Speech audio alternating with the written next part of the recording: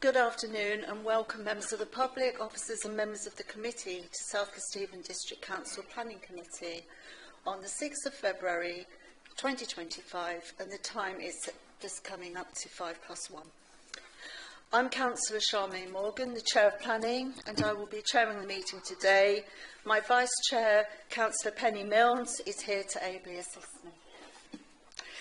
Just some housekeeping for everyone. First of all, we're not aware of any fire drill taking place today, so if the fire alarm does sound, please follow the instructions provided by our fire warden, Amy Pride. Please vacate the building by the nearest fire exit or the central stairwell. And for those of you who may not know, the nearest fire exit is that door there in the corner. Please vacate the building, and the meeting place is outside at the front on St. Peter's Hill Green. Can everyone ensure that you have your mobile phones turned off or switched to silent? Thank you. Please be aware this meeting is being recorded and is also being live streamed via public on the South Kesteven website. Can you please ensure your microphones are turned off when you're not speaking? And please ensure you do not put your mobile phone near the microphone to avoid feedback. I've received apologies today from our Cabinet Member for Housing and Planning, Councillor Phil Dilks, who's unfortunately unable to make it. We have with us today our Development Manager, Phil Jordan, Principal Development Manager, Adam Murray, and our Planning Officer, Miranda Beavers. From Legal Services, we have Mr. Paul Weeks. And we have from Democratic Services, who is also a fire warden, Amy Pride. Thank you.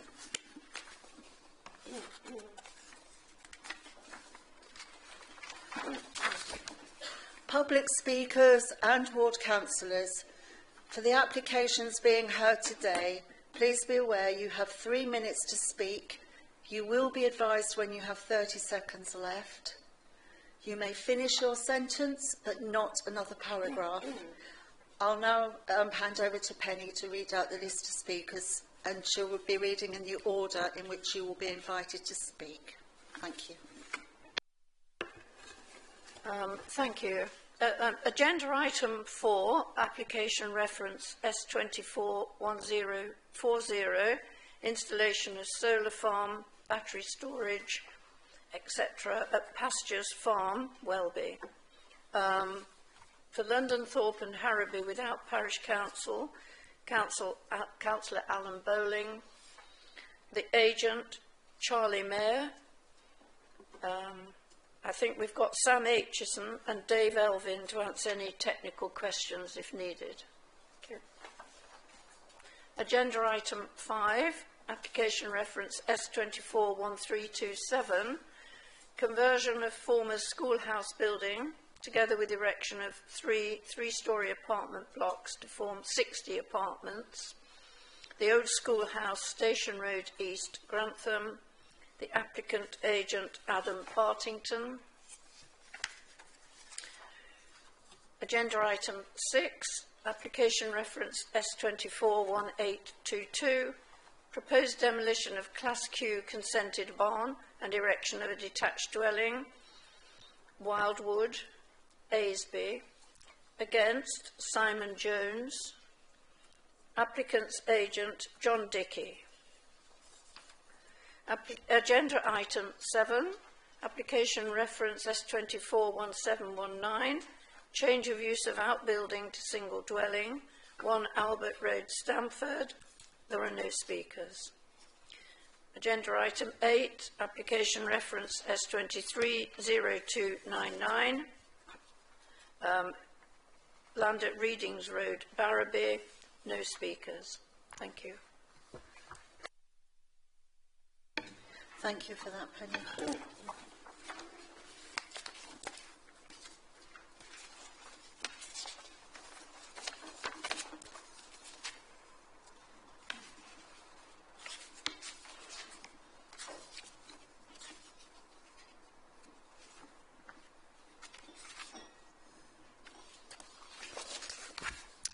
We will now go on to agenda item 1 of the main agenda.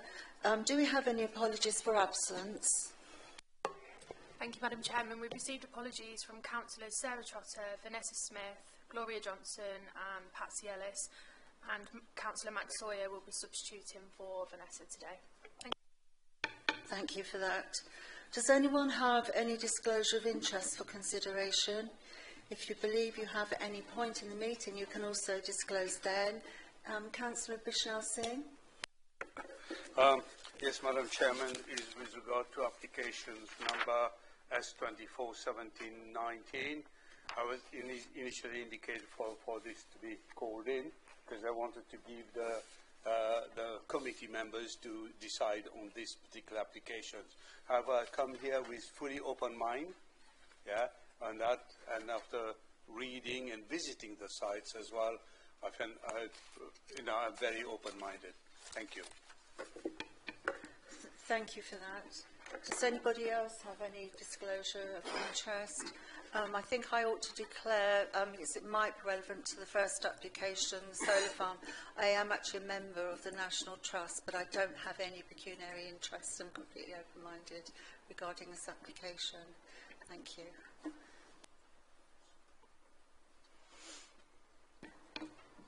We should have received some late papers, is that correct? Just checking, has everybody received your late papers? Yeah. Does anybody want some time to have a look at those? Do you think you're all right?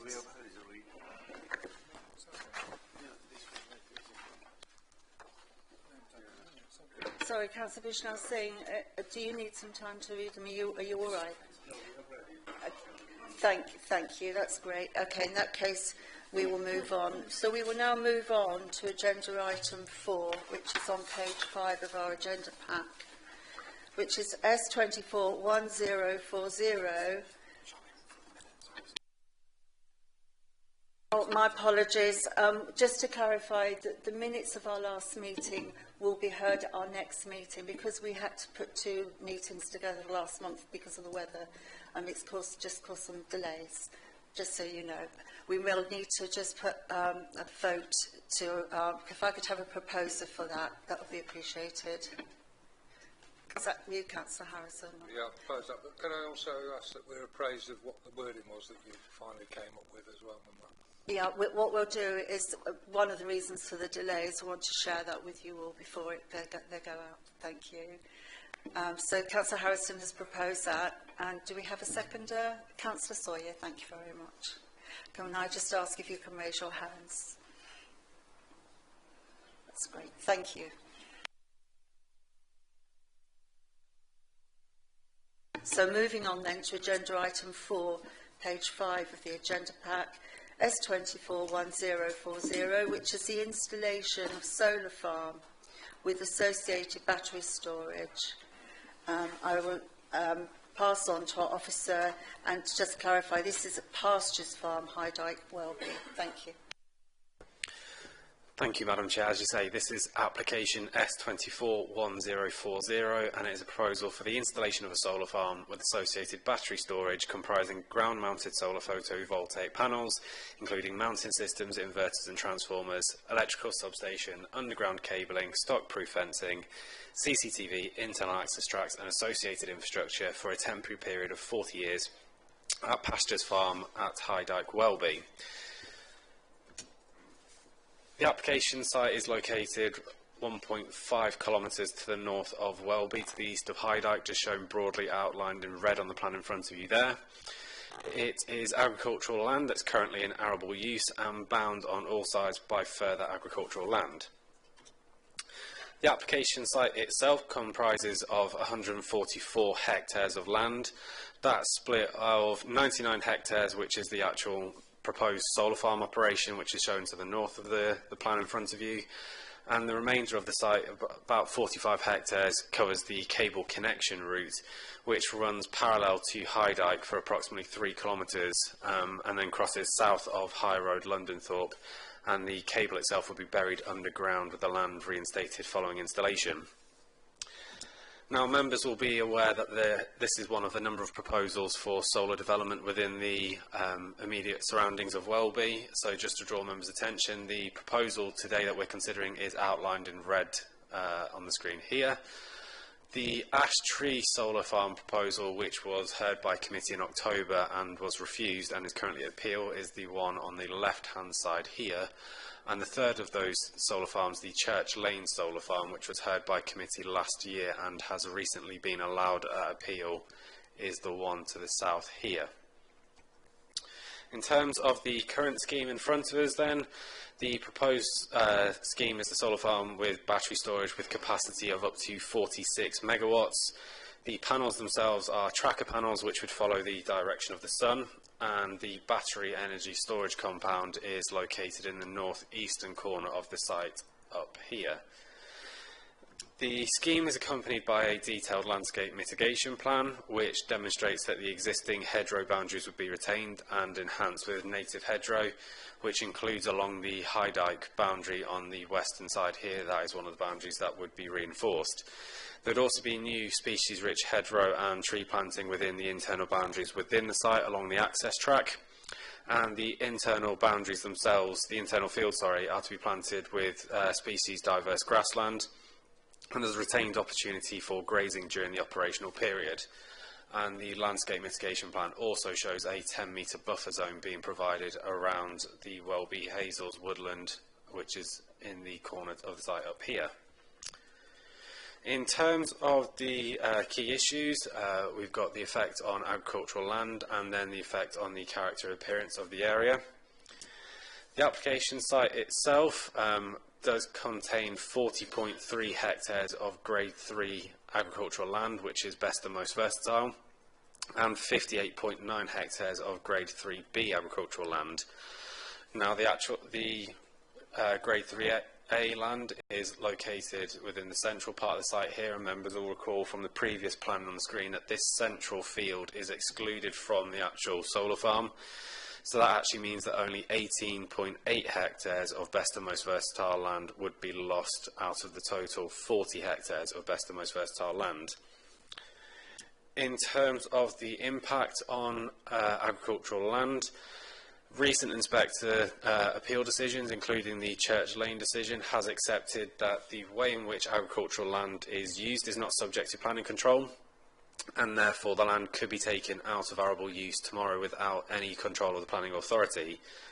Inspectors also confirmed that solar development is a temporary use and that the land would be restored following that 40-year operational period. And condition 2 of the schedule of conditions covers that in the report in front of you today. And on that basis, inspectors have accepted that there is actually no loss of agricultural land as a resource.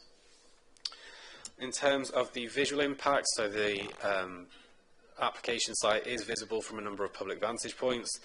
The image on the screen in front of you at the moment is from the public right-of-way that takes you from Welby Village towards the site. The image here is the visibility from the northwestern corner from the entry point from a public right-of-way from the High Dyke. And then the next image here is a view from the High Dyke if you were about 200 metres away from the site to the north. And then finally a view here of the site from opposite the access point. So just to give members context, this is the access that takes you down to Pastures Farm here, and this is the first field where the solar panels would be located. In terms of the landscape and visual impact, as set out within the report, there is a minor adverse impact on the landscape character area, and there is also a minor adverse visual impact in terms of the public right-of-way and road users of the High Dyke. There's also acknowledged to be a minor cumulative impact on the landscape character in conjunction with the approved Church Lane development. The landscaping scheme presented to you would provide a degree of mitigation, but it is accepted that there would still be a degree of adverse impact, and therefore there is a conflict of policy D1 and EN1 of the local plan. To weigh against that, there is the public benefits in terms of the contribution that the scheme would make towards reducing greenhouse gas emissions. It's a material consideration that is a significant benefit that officers would attribute substantial weight. And likewise, the biodiversity net gain delivered by the proposals, which would be a 21% net gain in habitat units, 19% net gain in hedgerow units, and 15% net gain in watercourse units as a result of a pond being provided, is also a significant benefit that officers would attribute substantial weight. In terms of those adverse impacts, as we say, there is a minor adverse impact on the landscape character and visual impact as well. There is also less than substantial harm to the setting of the Honington Camp scheduled monument, but as set out within the report, it's officers' understanding that this part of the setting does not contribute to the significance of this asset. Therefore, in terms of doing that heritage balance, it's officer assessment that the public benefits outweigh the less than substantial harm to the heritage asset and therefore accords with policy EN6 of the local plan. So turning to that planning balance as a whole, it's officer assessment that the identified conflicts with the development plan would be outweighed by the benefits, and therefore the recommendation to committee today is to authorise the Assistant Director of Planning and Growth to grant planning permission subject to conditions within your report. Thank you, Madam Chair. Thank you very much for that. Can we please have our first speaker, London Thorpe and Harrowby Without Parish Councillor Alan Bowling, please. Just to remind you, and when you're ready, that you'll have 3 minutes to speak and you'll be given a 30-second warning. And when you finish speaking, please stay because we may have some questions for you. Thank you. Good afternoon. I'm here speaking on behalf of the London Thorpe and Harrowby Without Parish Council. From the outset, it should be understood that the Parish Council recognises that SKDC have declared a climate emergency, and we broadly support the construction of renewable energy power plants. We also welcome the decision by the applicant to avoid routing the cables through the high street of London Thorpe Village. Firstly, though, following the approval of the Church Farm power plant, there is now a cumulative impact to be considered. But it is important that the construction of these takes into account the normal requirements of SKDC's local plan. We would list the following areas where we believe that these to be in question. Appendix 3 of SKDC local plan, RE1 Renewable Energy, sets out specific policies for renewable energy projects within the South Kesteven area. Section 3 of this document sets out the policies for solar developments, with the policies being considered as part of this application, which is Solar Criterion 9 in Appendix 3 of RE1. There is limited evidence to support that this sequential search test, as specified in the local plan, has actually been carried out. A quote of 5 kilometres being the maximum search area due to restrictive cost of connecting is not part of the sequential selection criteria and so should be disregarded. As an example, the Fockingham project included an 11-kilometre search radius. There is no technical reason behind a 5-kilometre search being used.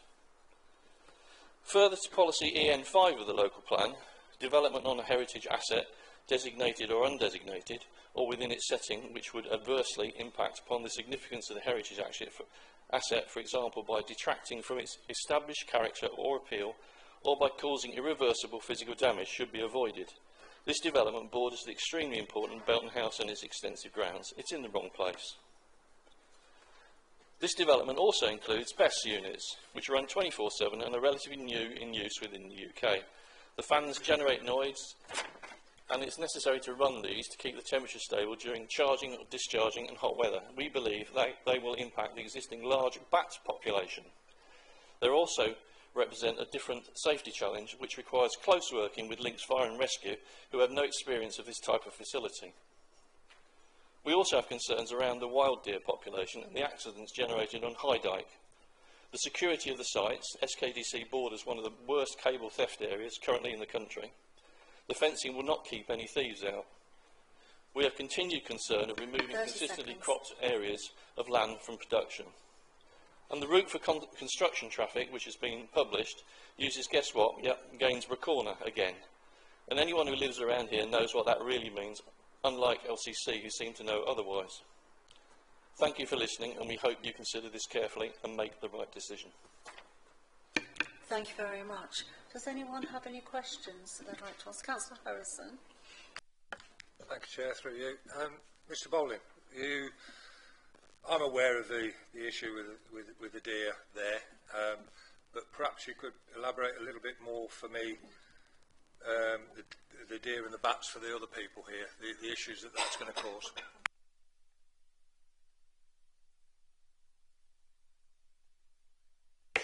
That particular area, we have pictures of a very big herd of deer, maybe 30, 40, 50, 60. And they tend to follow the certain paths across the road to get to and from the forest areas. And that area just in front of that is one of the prime areas. In fact, only a couple of weeks ago, there were two very big deer dead by the side of the road. And our clerk to the council, who's actually here today, knows very well because he had the front of his car removed by one of them. So it is a big issue, and when you're changing the environment, you're going to change the routing through.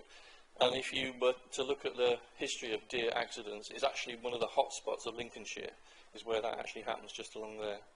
In terms of the bats, we know there are a lot of bats there around that area, and during the night, obviously, which is the hunting time for bats, you'll find that these best units, it's really the best units, because obviously the solar panels are dead at that time of the day. The best units are having to run, and to keep cool when they either discharge or charge, the fans are constantly running at that point in time. They just generate a bit of noise, which is quite confusing for the bats. So that's what we're talking about there.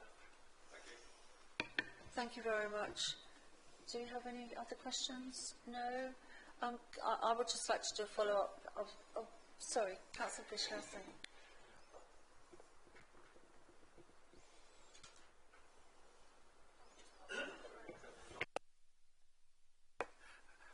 Thank you for the presentation, Mr. Bowling. Do you know how many different species of bats are there, and the size of it, and what's the sort of activities?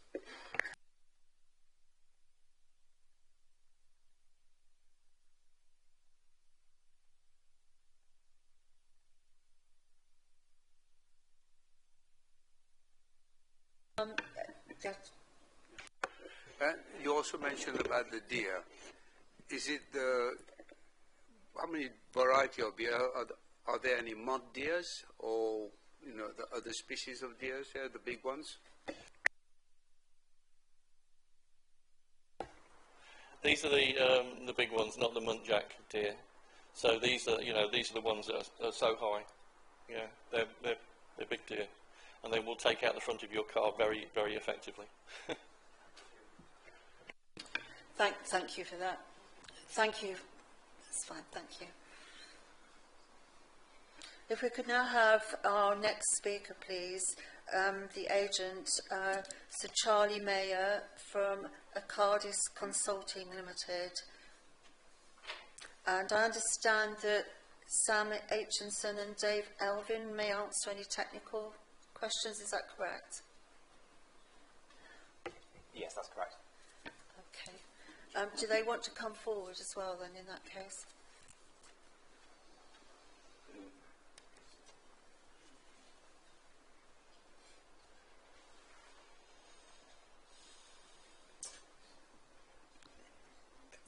That's fine. Thank you. I'll just request if you do need to speak, you come up to the microphone. Thank you. That's lovely. So you have 3 minutes to speak if you want to indicate. Sorry, can we have one meeting, please? Thank you. When you would like to speak, you just want to indicate, so you'll have 3 minutes and we'll give you a 30-second warning. Thank you. Good afternoon, councillors. My name is Charlie Mayer. I work for Arcadis, the planning consultants acting on behalf of Island Green Power, the developers behind Welby Solar Farm. Island Green Power has over 12 years of experience in developing solar farms across the UK, with particular emphasis on ecological and community benefits. Climate change is becoming an ever more present threat to our world. This includes the threat to the agricultural industry, with studies showing that as much as 2/3 of the UK's high-quality farmland could be lost by 2050. We're also fighting an energy security crisis. People are feeling the impact of the rise in energy costs caused by global volatility and wholesale gas prices. South Kesteven has recognised these threats, both on a local and a national level, by declaring a climate emergency in 2019. This sought to encourage renewable energy projects to come through on appropriate sites to help reduce greenhouse gas emissions. We believe that Welby Solar Farm is one such scheme. The solar farm would be able to generate 46 megawatts of green electricity, powering around 14,500 homes and improving the UK's energy supply security. A battery storage system would allow some of this power to be stored and released at times when the powering is required by the grid. We've engaged regularly with London, Thorpe and Harrowby Without and Welby Parish Councils on our proposals. We've also held a public consultation, which was open to all, to understand the views and concerns of the local communities. As a result of feedback from these consultations and through engagement with experts, we've removed all solar panels from the middle field of the site, reducing the amount of higher quality agricultural land being used by over half. This field will be kept in agricultural use and will also be used to support breeding bird populations. It's also the highest point of the site, and this removal, combined with reducing the height of the panels from 4.5 to 3.5 metres, will therefore reduce the visual impacts of the scheme. The land within the solar farm will continue in agricultural use, as the land under and around the panels will be for sheep grazing, while providing enhanced biodiversity value with a net gain of over 20%. This will allow the land to recover from years of intensive arable use and for soil quality to improve in the long term. We're aware of other solar farm applications that committee has already determined close to our site. Due to careful site selection and design in response to community feedback, our scheme has been the most positively received of these three among local communities. We've made sure to consider the potential combined impact of these schemes, which both the local planning officer and independent planning inspector have found to be minor. Councillors, you have before you today 30 seconds. Thank you. A proposal with planning officer and consultee support that can make a huge difference to the climate and energy security crisis locally and nationally. I therefore urge you to support your officer's recommendation and approve the application. Thank you. Thank you very much. Does anyone have any questions they'd like to ask? Councillor Bird.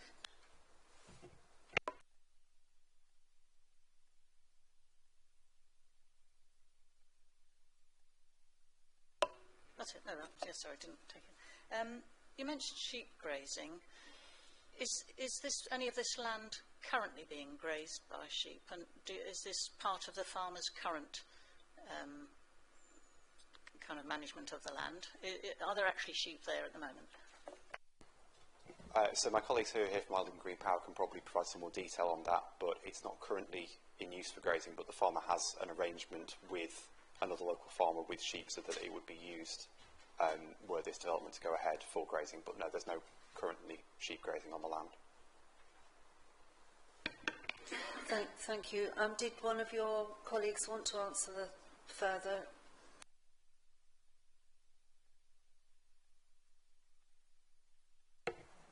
Thank you, Madam Chair. Can you hear me?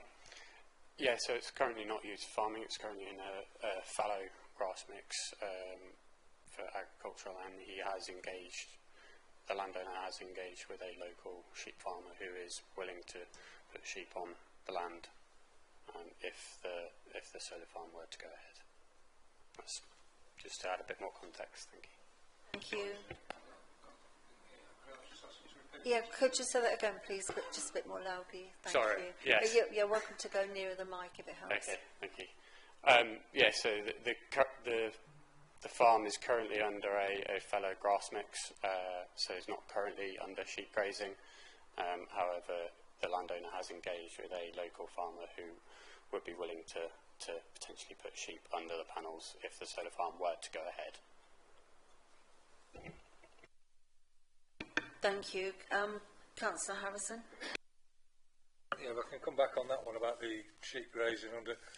So I'm looking at a project that was done at Wynn, and they say that it's not feasible for sheep grazing unless you're doing. Are you doing the higher raised panels for the sheep grazing, or are you doing the normal low-lying ones?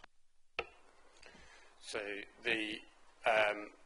our solar panels are on trackers, so they will be slightly more raised than the normal fixed panels that you see on most solar farms. That pivot point is about 2.3 metres above ground. So yes, there will be, and they move throughout the day, so there will be space underneath the panels for sheep grazing, yes. Thank you. Councillor Sawyer. Thank you, Chairman. Under what conditions will 46 megawatts be produced?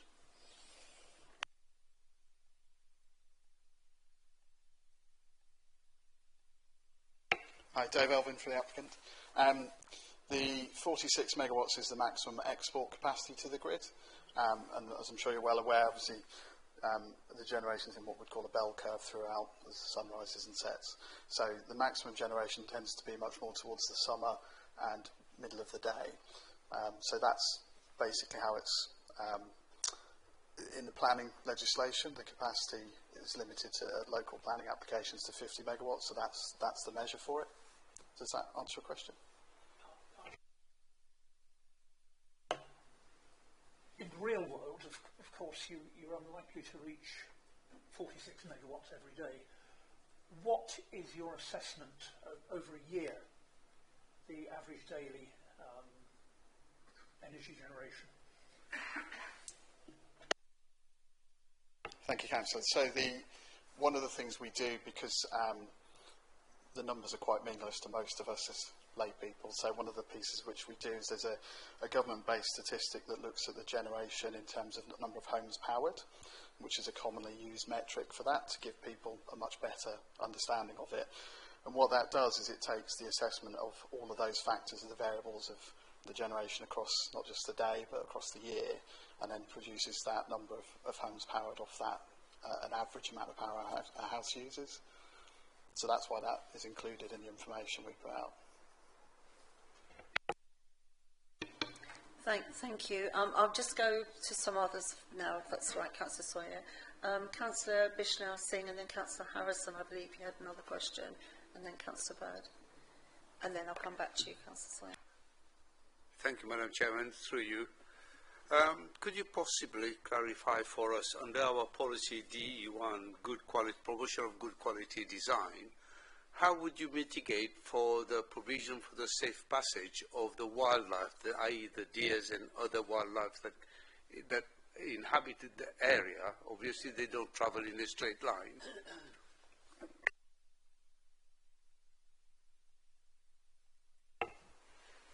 So we've engaged with ecological consultants throughout the planning process, and Welby Hazels is where a lot of the deer congregate in that area, and they still have access to that woodland through the eastern side of that woodland, and so other than that, we have assessed that there's no other kind of major impact on deer.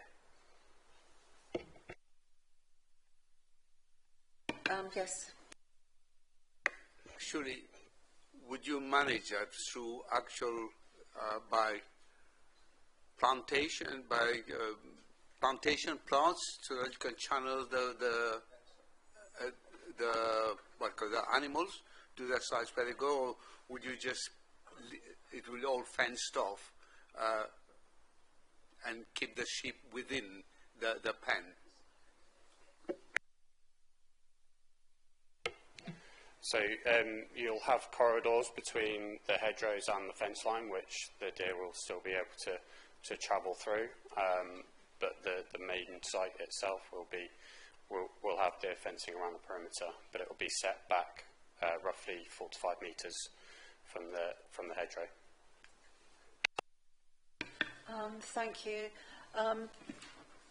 Can I just request, if it's at all possible, because obviously this is of interest, it's come up a few times about the movement of the deer, is it possible to show us up on a map how or where the deer will go, where they'd be funneled? Just picking up the issue about them going onto the highway.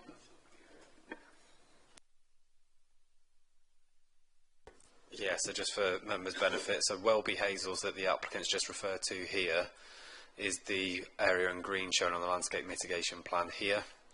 You've got the areas here which again would provide a suitable corridor, and then just for members' context, so this is the access point from the high dike, so you could potentially funnel through the site here and then enter the Welby Hazels on the eastern side up here. Sorry, just to clarify, because it looks to me like there's a fence going across the corridor from the bottom middle section, so they couldn't actually go that way. Am I right? The alternative then, Chair, would be to come to the south of the site and then round the panels that way as well. Right. So there's no footpaths or highways or anything in that vicinity. Is that correct? Not strictly shown in terms of an ecological footpath, no. Sorry, our speaker. So if we might add, obviously the scale of the drawing here makes it quite difficult to see the detail of the fencing. So in each of the fields, so particularly that southeast corner where the case officers referred to, the corridor just above that. So the fencing around that is much more, I think if you conceptualise it being around the blue representing the panels rather than closing off. The red line you're seeing there in the main is the red line boundary of the application site. It's quite difficult to see at this scale some of the detail through that corridor, but there is, as my colleague referred to, there is that gap between those areas with the fence to the hedge line. So there is actually access through that area still. So are we saying, although there is fencing, which looks like it's all the way around, basically there is gaps in the fencing that would enable the deer to move through Correct, the Madam site Chair. if necessary? Correct, yes. Thank you for that. Thank you for that clarification. Councillor Harrison, thank you. Got a few questions, Chair, if you'll permit me. First one is about the deer. It's all very well having the funnels and everything on this side of the road for where we're going to direct the deer to run, but if they're not crossing at that point from the other side of the road, they're going to run across their normal route, hit a fence and panic. So what are we doing to guide them to those from the other side of the road? Are you with me? Are you with what I'm saying on that? If they've got their usual runs that are coming across here and the gaps in the fence aren't there, they're going to panic, because that's their usual way of going, that they've done it for however long. The second question I've got as well is, I'm looking here, if you can just clarify for me the number of So was that actually a question? Yeah, it is. I want to know whether they've got anything in plan on the other side of the road to funnel them into the areas where they want them on the site side of the road. Okay, so if we just stop there for a moment then. So can we have a response to that point, please?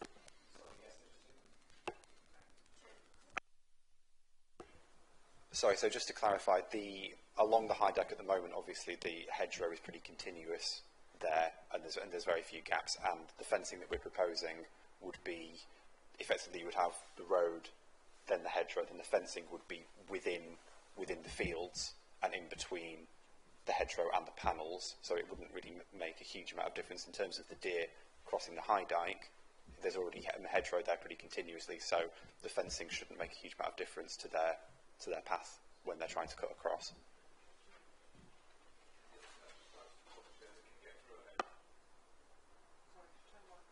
Sorry.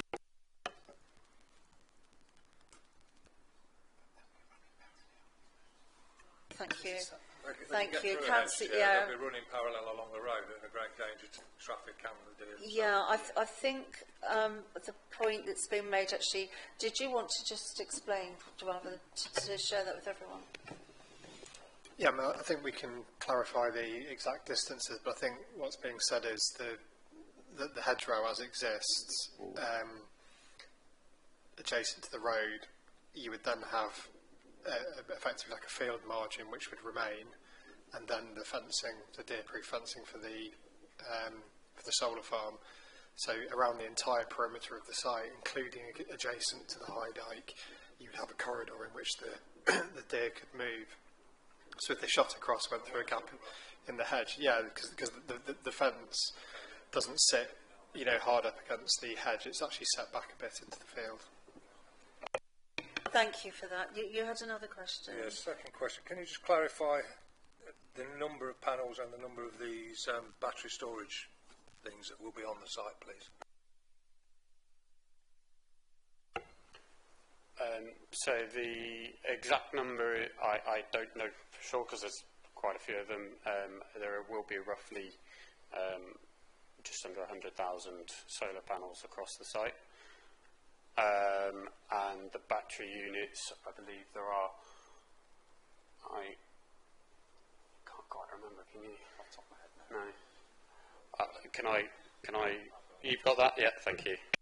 Yes, on the battery storage units, it's set out within paragraph 2.3 of your report. So it's grouped into approximately 5 sets of 8 battery storage units.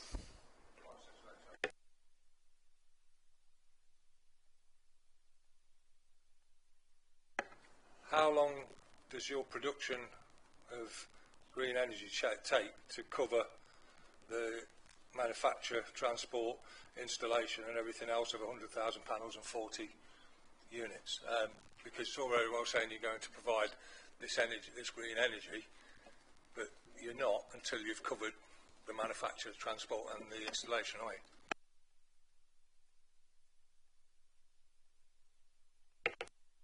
Oh, thank you, Councillor. So there are government statistics that are published. I can't remember the quote and reference for them, but I can look into that certainly quickly in a moment, see if I can find it for you, sir. But the out of all of the types of generation that exist, the total life cycle carbon footprint of solar is lower than any other type of generation. So I don't know if that helps, whilst it's not a definitive metric.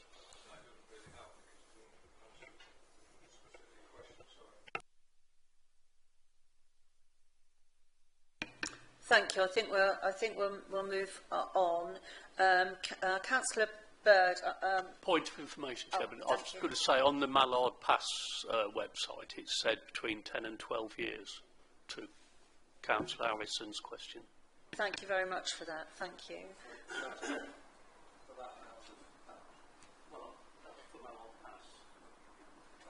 Yeah. Thank you. Councillor Bird. Thank you.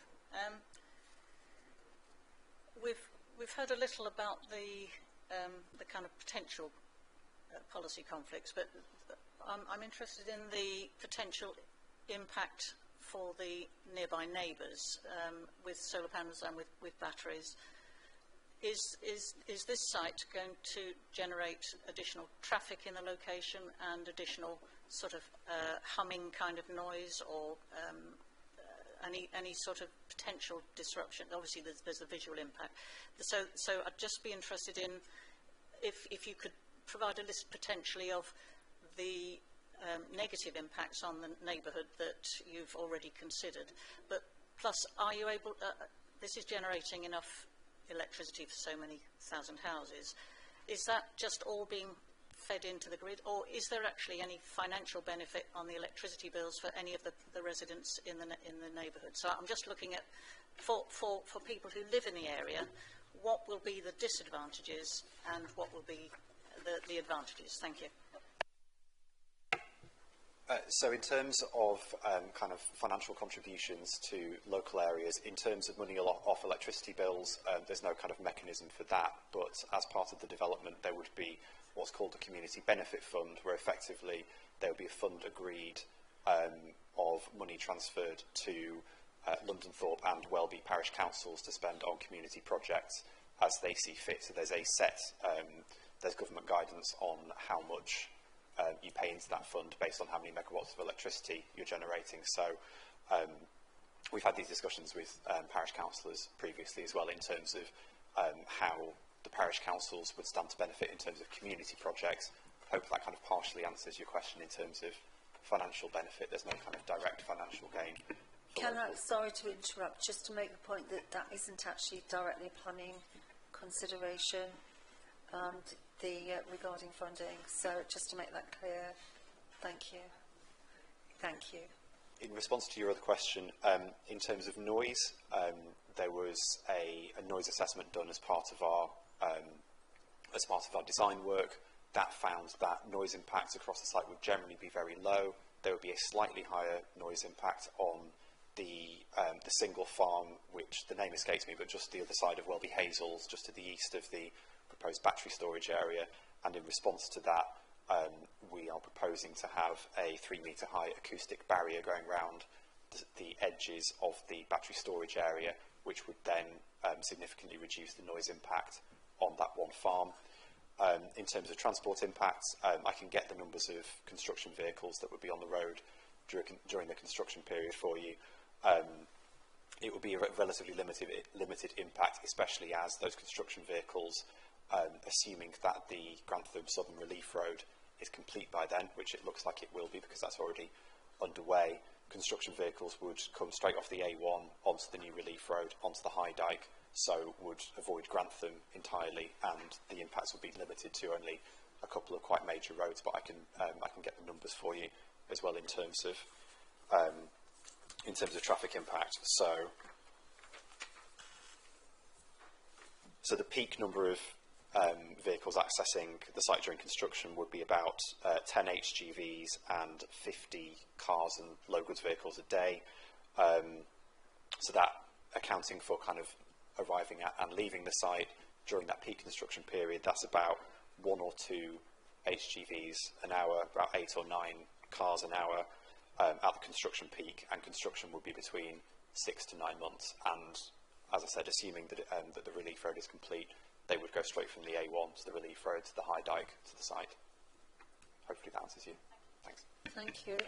Just as a point of information, Lincolnshire County Council Highways Cabinet lead has advised that actually we don't know when the relief road is going to be completed. The county have done their work, but unfortunately we're reliant on the railway side of things, and they've absolutely no idea how long it's going to take, unfortunately, which I appreciate is out of everyone's control. So we wouldn't be proposing to commence construction for a good couple of years. Yes, they've got a bit of time to get it sorted. What year is it that we're proposing construction? 3 years. So within 3 years, but it'd be highly likely that it would be towards the later end of that. So there'd be a bit of time for the relief road to be completed. Thank you. Thank you. If we could have Councillor Sawyer again, please. Thank you again. I think I'll have to make this our last question.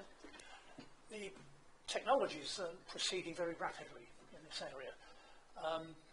Battery storage facilities will become cheaper, lighter, smaller, and require less ancillary equipment. At a fairly advanced research stage, solar panels are approaching 50% efficiency, which is about twice that, probably a little over twice that, of current panels. If they were to become available, would you consider replacing the proposed panels with more efficient ones, which would enable you to release half the land and still generate your 46 megawatts? Thank you, Councillor. I absolutely agree with everything you said in terms of what's happening with technology. That's something we've been seeing for the last 10, 12 years as we've been operating in the UK. I think what we're seeing in the research is, as you say, it's about half that in practice, so it takes much longer for the manufacturing panels to get as close to it. And I think what we're also seeing is because of the cost of installation, and in order to change to newer panels, you'd probably be taking frames away and replacing with new frames as well, so you'd be reconstructing the whole site. So I think in wind, the term is sort of repowering, is quite commonly used. That's something that we don't plan to do for solar, because in a similar way to the carbon point that was kindly made by one of your colleagues earlier, there's a payback period as well. So throughout the life of the scheme, there's no plan to repower, to use that term. Thank you very much. I'm just going to ask one more question, and then I'm going to draw a line. Sorry. With regards to the noise, the Air Force have indicated some concerns regarding potential interference, and also they raised a concern. You mentioned about the management of the grasses and everything else underneath. We've got sheep grazing. How are you actually going to manage what types of grass are there to satisfy their requirement that we won't be attracting flocks of birds to the site, which was a concern for them? It's particularly important given proximity to Buxton Heath. So in terms of electrical interference, as part of any planning permission, there's proposed to be a condition that we would have effectively an electrical interference plan that would be agreed and would have to be discharged by the council as usual with a condition. The case officer can probably provide some more details on what that would involve, but we've taken those considerations into account, and that will be a condition of any application. Thank you. That's the electrical interference. I'm talking about the bird strike risk that they raised. They had quite concerns about it. Yes, come back on your point on that one, Chair. So that the bird strike risk related to the landscaping of the site itself and making sure that's appropriately managed. It's condition 12 on your schedule of conditions, members, refers to a landscape and ecological management plan. So that's the condition that would secure appropriate management to manage that bird risk element as well. Thank you very much for that. Thank you. Thank you.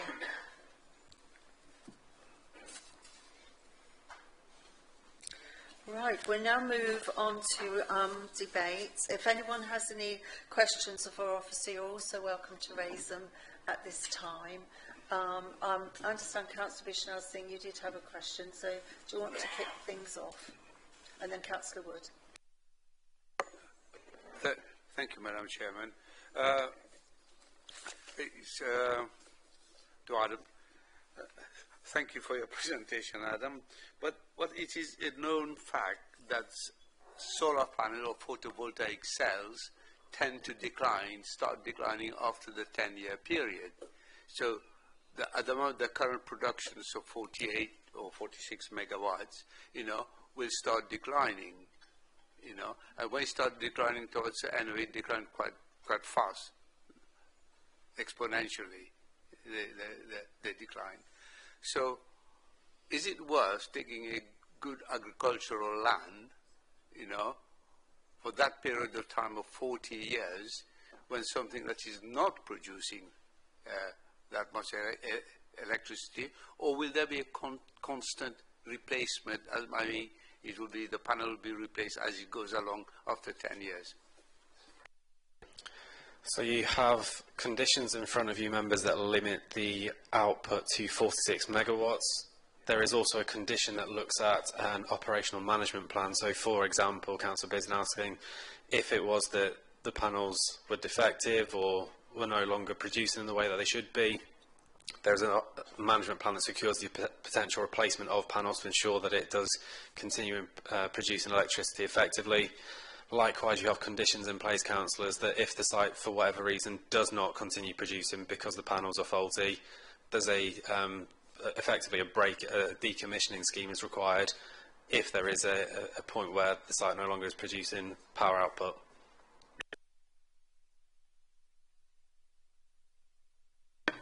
Thank you for that. Councillor Wood. Thank you, Madam Chairman.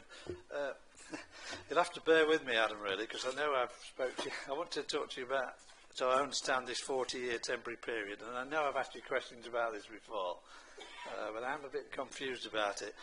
When we have these solar panel applications, we always talk about a temporary period of 40 years, and it's my understanding of that.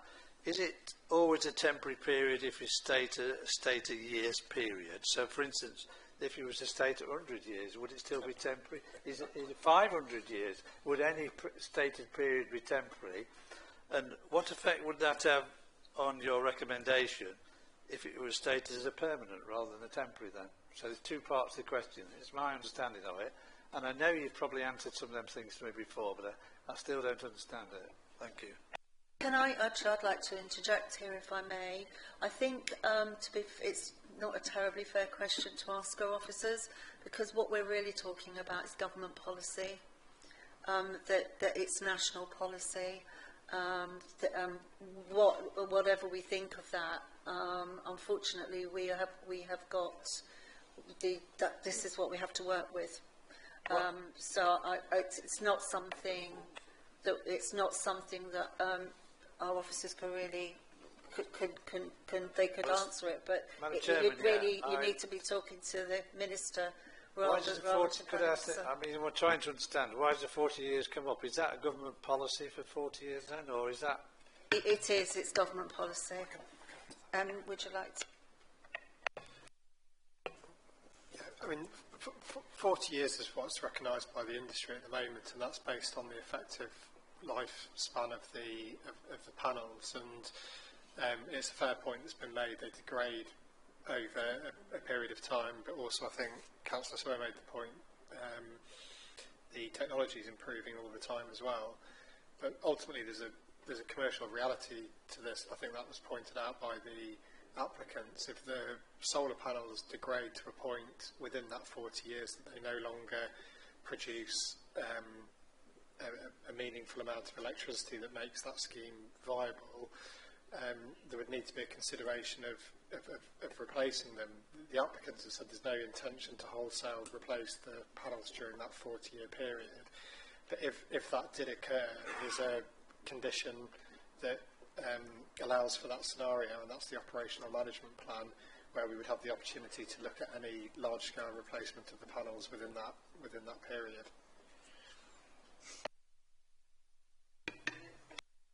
Applicant that actually takes the 40 years then? The applicants applied for a 40-year permission, and that's what we're considering. But that's common across all solar schemes that we've looked at recently, and all NSIP schemes as well. Thank you for that. Does anybody else have? Councillor Harrison? Again, I've got a few, Chair, if you can bear with me. The math for working out the power produced and everything else, is that a standard, industry standard thing across the board?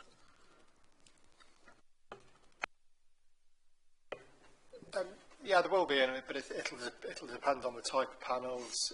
It can depend on the context in which they're situated, depending on whether the landscape's flat or whether it's got different gradients in it. That can affect how productive the site is. But in this case, the panels that are being specified, the tracker panels, obviously make better use of that, because they follow the sun round. But I think probably the overwhelming additional benefit to this scheme is the inclusion of the batteries, and that's what allows the scheme to really make best use of the land in which it's situated, because if they have a limited offer with the grid in which they can export electricity. So on a very sunny day, if they're exceeding that, it allows the opportunity to store that electricity, and likewise when there's a lower amount of productivity going on, that stored electricity can be fed back into the grid as well. So I think there's a number of factors that sit behind it, but it will ultimately all be based on some industry standards. Thank you. Did you have another question? Yeah, the reason I asked for that is Mallard Pass was 530,000 panels and provided it for 92,000 houses. This one is 100,000 panels and provides it for 14,500. If you use the Mallard Pass math, that should be 12,000 houses, not 14,000. That's what was confusing me there. The other issue I've got is the issue of, the gentleman said earlier that this is on the highest piece of land. So the issue I've got there is, as Mr. Bowling mentioned earlier, the detriment to Belton House. I mean, is there any way you can show me that, anything on there that you can show me that, because I wasn't able to do a site visit. I think the relevant point relating to Belton House, Councillor Harrison, is you've got the consultee comments in front of you from the Gardens Trust and Historic England, who will have considered that very carefully. They've both accepted that they don't think there is harm to that as an asset. Can I ask though, are they considering the cumulative problem of this that could come from quite possibly a third one? Their written comments, if you read them in full, are very clear that they're aware of the cumulative potential when they're assessing the scheme.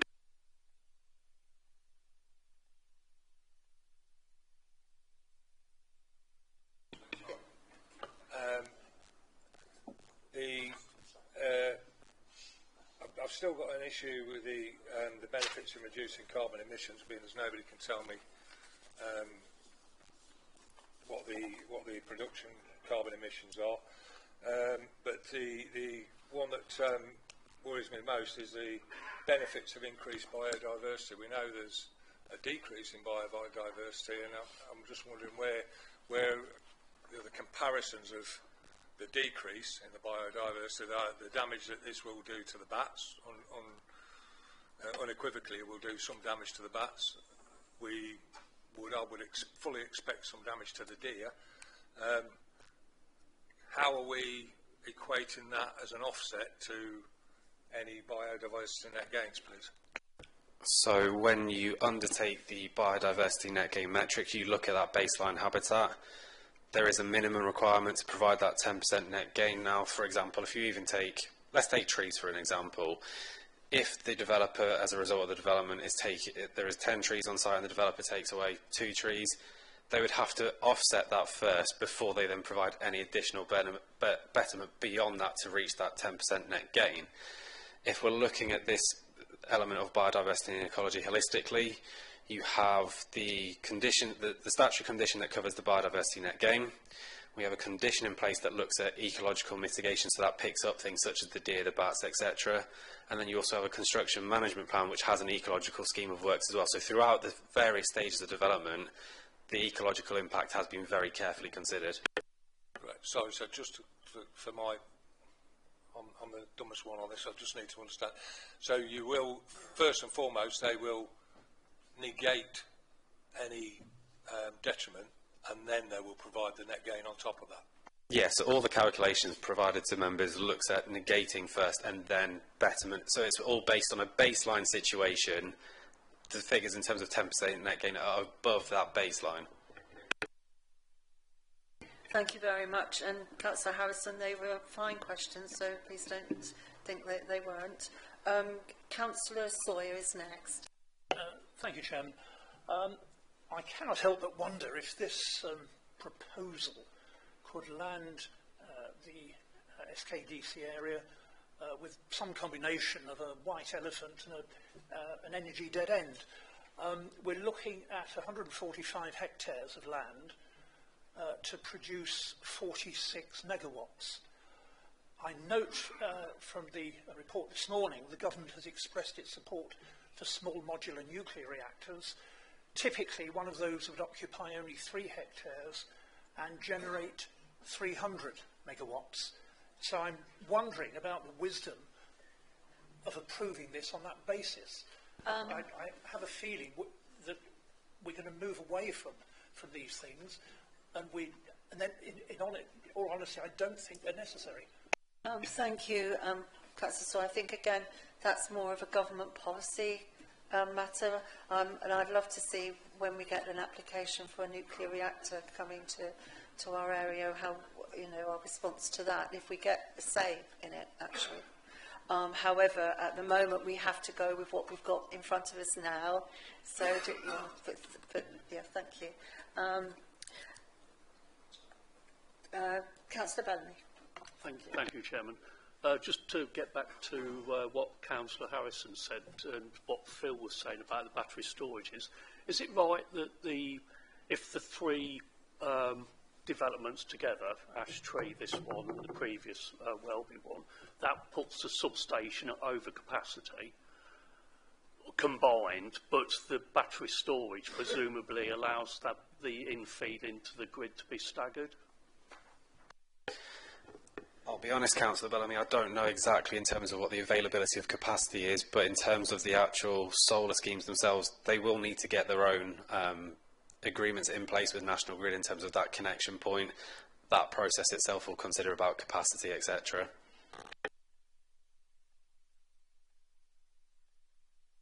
Thank you. If we've now got Councillor Crawford, please. Thank you very much. In the management plan 7C under the traffic management plan, the agent said that they would be using the bypass. Obviously, how long is a piece of string is the question to, when that's going to get completed.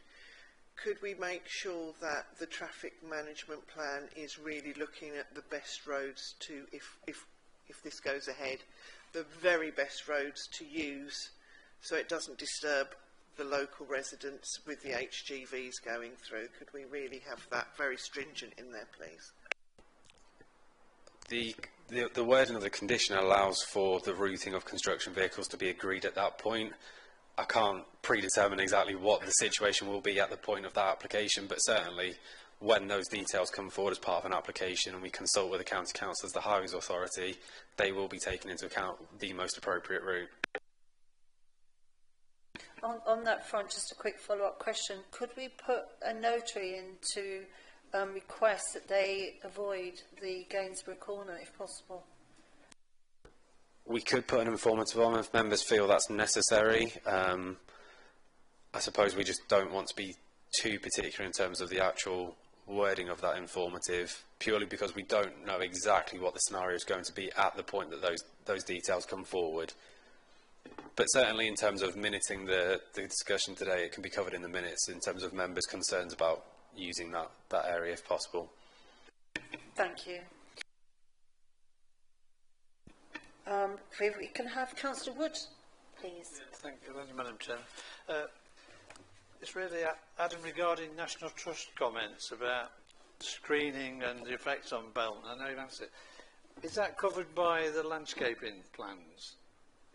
Am I right in that assumption that we've covered all that? So to screen it effectively with the landscaping that's gone? If the answer is yes, that's fine. Yes, that's correct, Councillor Wood. The landscaping scheme does cover that. Thank you. Councillor Harrison. Thank you, Chair. Through you for Adam. I'm aware that the cumulative impact on character and appearance of quite possibly all three is considered to be minor. But what is a figure, what is a percentage for the cumulative impact on the agricultural land that would be considered? Because I'm aware that the one on its own was considered negligible, but what is the effect of the cumulative impact of all three on the agricultural land, please? I think the starting point for that, Councillor Harrison, and as it's played out through the inspector's decision on the other one, is that certainly in the way that inspectors interpret such scheme as this, that there is, in their view, no loss of agricultural land, because, in essence, as a planning authority, we cannot compel a landowner to use their land for agriculture as it is. We cannot control them growing crop, etc., so we have no control over that process. And because the way that the panels are pile-driven and there is a decommissioning scheme that means the land is returned back to agriculture after the actual operational period, in the eyes of the inspector, there is no actual loss of agricultural land that takes place. Thank you. Councillor Sawyer, and then I've got, I believe, Councillor Crawford again. Did you want to ask another question, Councillor Wood? Councillor Bellamy, and then I'm going to draw a line if we move forward then. Thank you.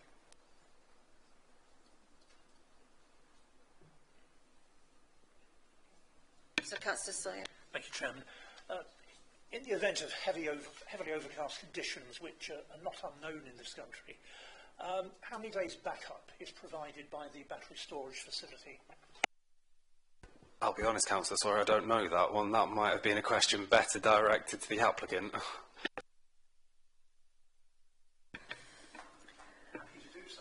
I'm getting some puzzled faces from the back. I think it's how long's a piece of string with our weather, isn't it?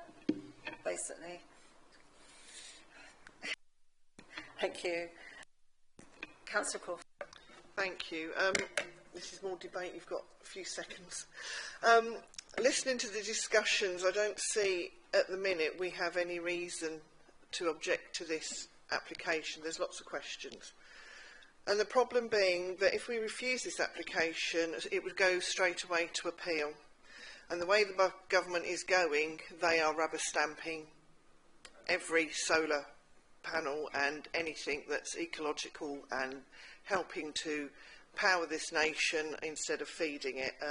But that's, I'm just putting that out there. I think we're in between a rock and a hard place. Thank you. Thank you, Councillor Crawford. Councillor Bellamy. Thank you. I'd like to ask the officer, please.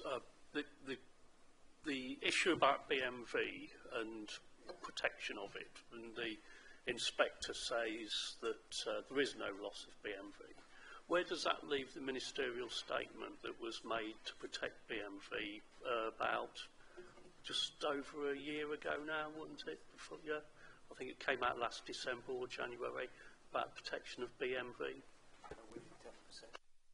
Yeah, so particularly for solar developments, there is, I think the speaker from the London Thorpe Parish Council referred to it, within national policy and within our own policy, there is a sequential approach that applicants should take in terms of avoiding BMV and following, particularly in terms of avoiding grade 1 and grade 2 land.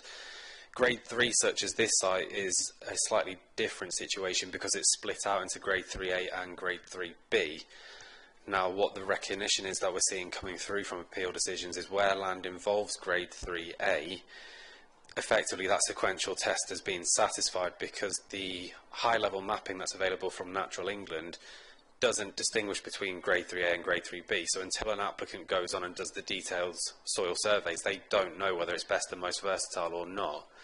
And as I say, inspectors have accepted for the purposes of sequential testing, we can't expect applicants to go off doing soil testing on land that's not within their ownership to try and find grade 3B land rather than the grade 3A. So it's still, that ministerial statement is still there in terms of trying to avoid that higher quality agricultural land, but certainly, as I say, in terms of the way that inspectors are viewing it from that sequential approach, and then also in terms of the protection is there as the agricultural land as a soil resource, that soil resource is still available, albeit for the purposes of the 40-year period, it wouldn't necessarily be in arable use. That's the point that they're saying, is they don't see that as a loss because following that 40-year period, that soil resource is still available. Thank you very much. I just have a quick question, if I may, and that's regarding the fire and rescue requirements. Looking online at what they were asking for, we know from our previous other applications that they're asking for water supply. Is that what the pond is for? Because I couldn't see where that was answered in here. And then the other thing we know is they need access for an 18-ton vehicle, hard standing, particularly relevant given we have got batteries on site. Which condition is ensuring that their requirements are met, please? So the water supply, the battery energy storage systems themselves have water tanks provided as part of the development. That's included. The available capacity in the tanks provided as part of the application does exceed the requirements made by Lincolnshire Fire and Rescue, so that provision is made on site as part of the proposal, so is covered by the approved plans condition the same way the rest of the development is.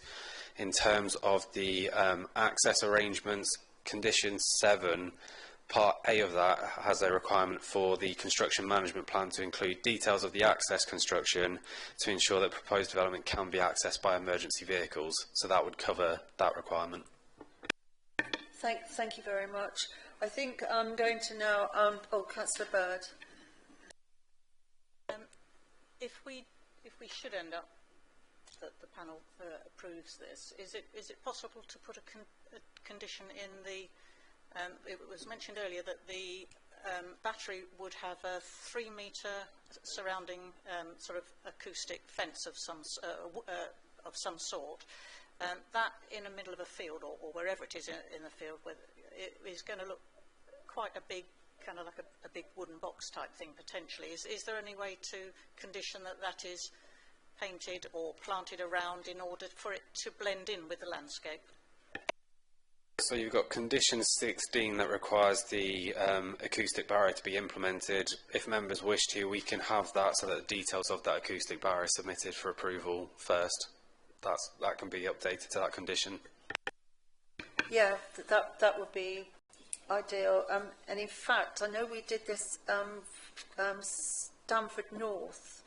We did ask also that they look at alternative solutions potentially, because I think Councillor Bird's point about one large fence going all the way across would have a visual impact, significant visual impact. So if there are alternative solutions, if we could build that into the condition. Yeah, so the wording of the condition refers to a 3 metre high acoustic barrier, so it doesn't specify fence, etc. So if members, as I say, if members want it, it basically says that a 3 metre high acoustic barrier, details of which must be approved in writing by the planning authority, that would allow for that. Yeah, that's great. Thank you. Councillor Wood. Clarification. I think in view of all what I've heard, I'm in favour of the recommendation approval. Did Councillor Crawford actually propose it? No. All right, I would propose we approve it, accept the recommendation for approval then, please. Do we have a seconder? Councillor Crawford? I will second that proposal. Thank you. So we are now, I believe, unless anybody wants to debate further, I believe we're now moving then to a vote. So all this in favour... Can we just clarify, sorry, Chair, that the motion on the table does include that update to condition 16 as well then? Yes, I was about to say that. Thank you. Councillor Sawyer. I know, Chairman, this may be not relevant in terms of material planning considerations, but I think it is simply wrong to remove agricultural land from use for 40 or 30 or 20 years at a time when food security is becoming increasingly important. It is simply, to me, wrong. I will vote against. Thank you. You're welcome to your opinion. Just to give warning, though, that if that's a very predetermined position, you might need to consider that. That's all I just say. But all those then in favour of the proposal to approve this application with the amendment to condition 16, as we've just gone through, please raise your hands.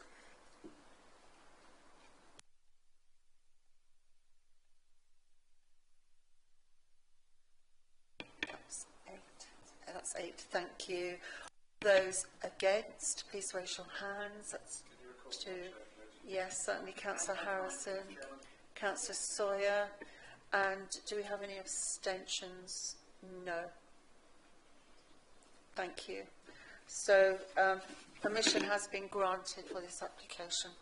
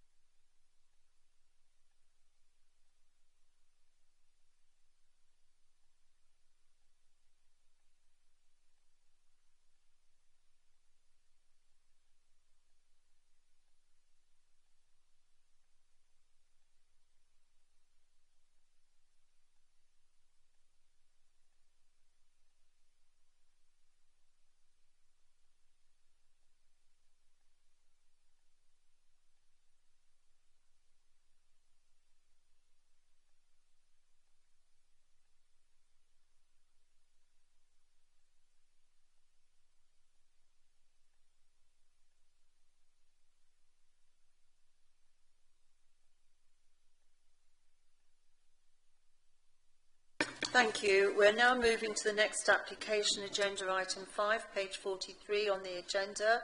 Application reference S241327, which is the conversion of a former schoolhouse building with the erection of a 3-storey apartment block to form a total of 60 apartments with associated space.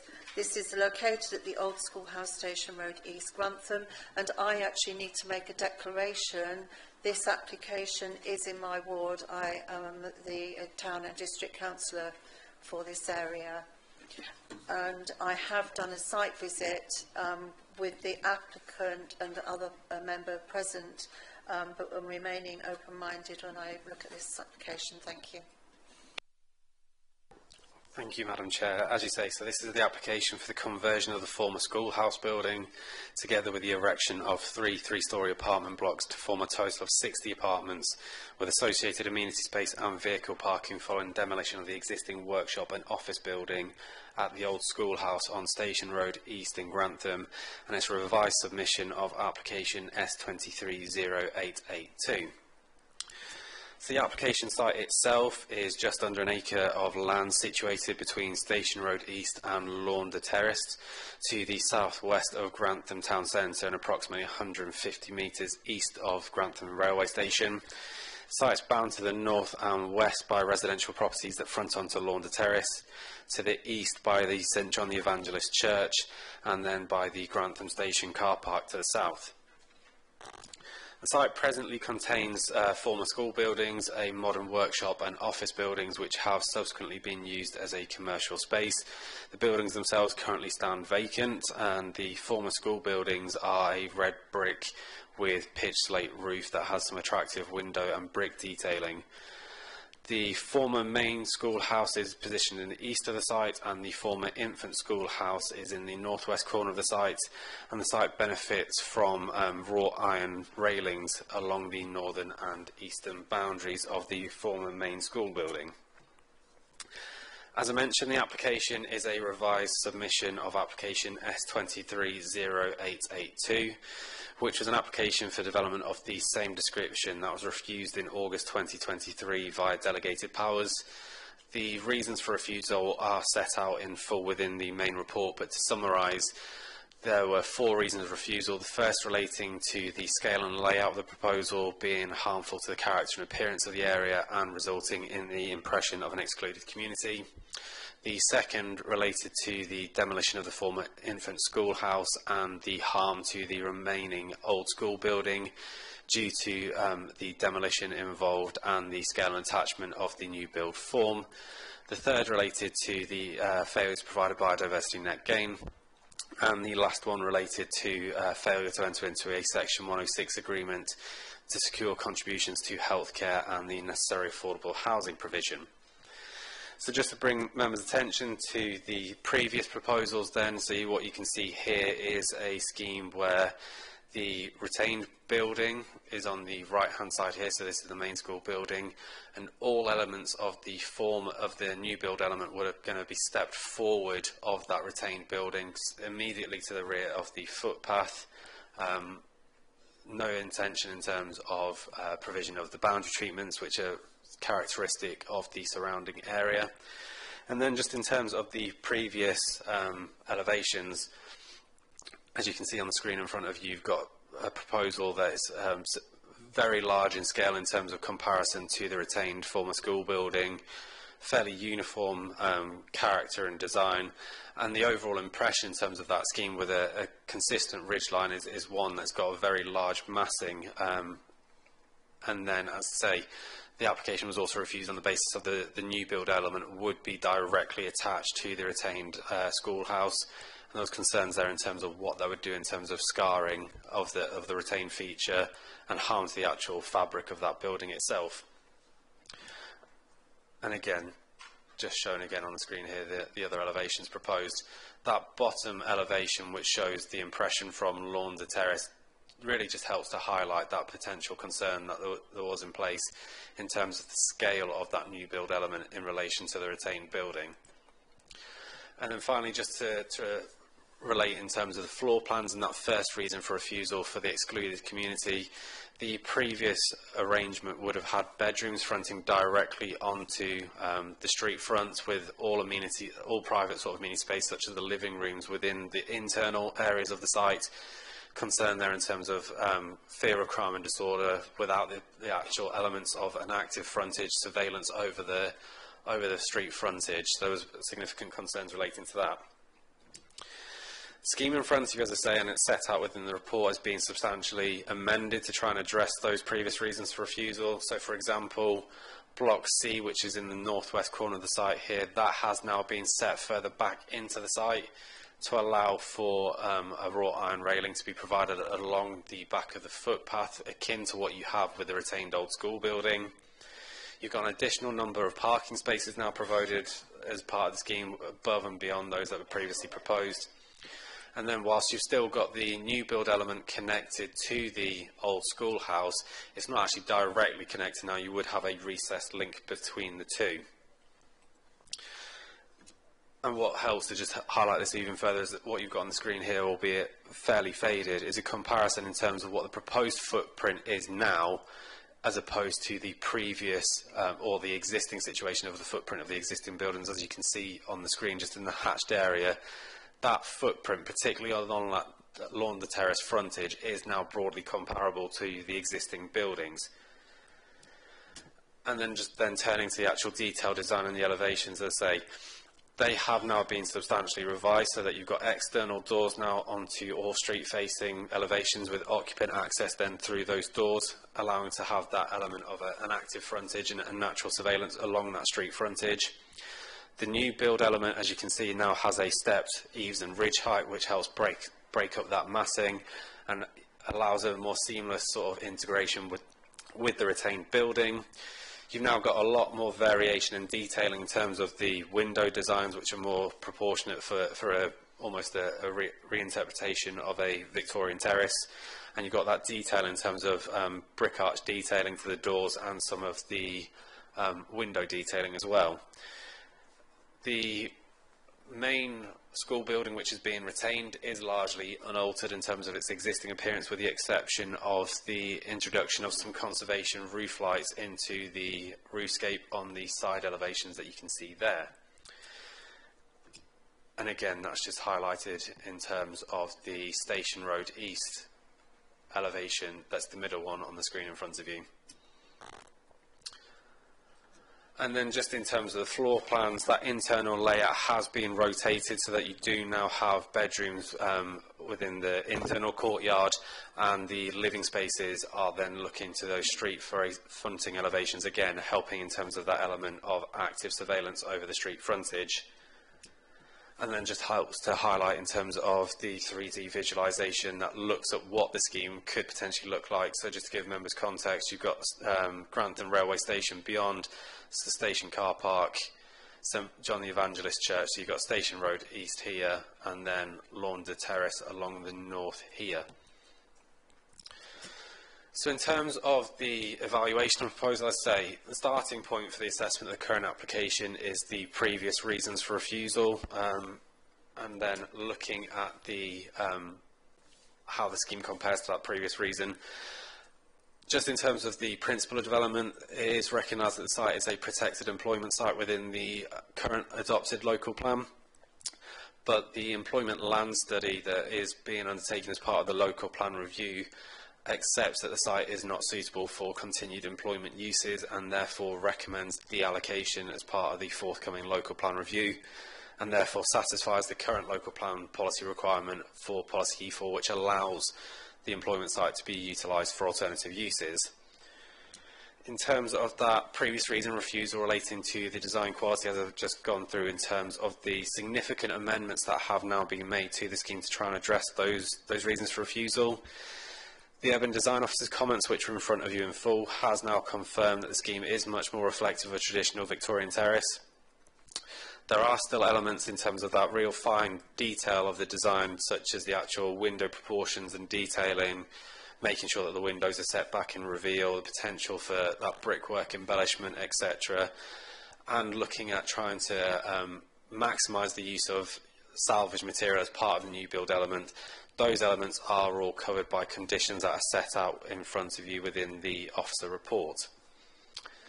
In terms of the impact on the heritage assets, firstly, as I say, the St John the Evangelist Church is a Grade 2 listed building. No objections from consultees previously or as part of the current application in terms of the impact on that asset. The primary concern is the impact on the old schoolhouse, which is recognised as a non-designated heritage asset. Now, the scheme does still involve the demolition of part of the, well, it involves the demolition of the infant school, so it does then result in substantial harm and loss of the non-designated asset. But national policy requires us to balance that against, take a balanced view on that.